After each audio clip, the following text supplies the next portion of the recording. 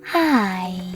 In front of me is Samsung Galaxy A24 and today I would like to show you how you can switch on or off location of this device.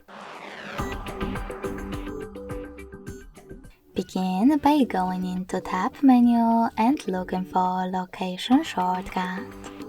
When you find it, click on it.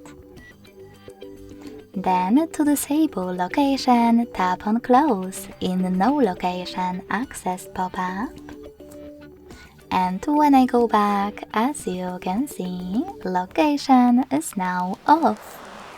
But you can always switch it on by clicking on the same tile again. If you wish to, you can also go into Devices Settings, scroll all the way down and click on Location section. Then click on this switcher to manage it. Thanks so much for watching. If you enjoyed this video, don't forget to leave a like, comment and subscribe. Bye!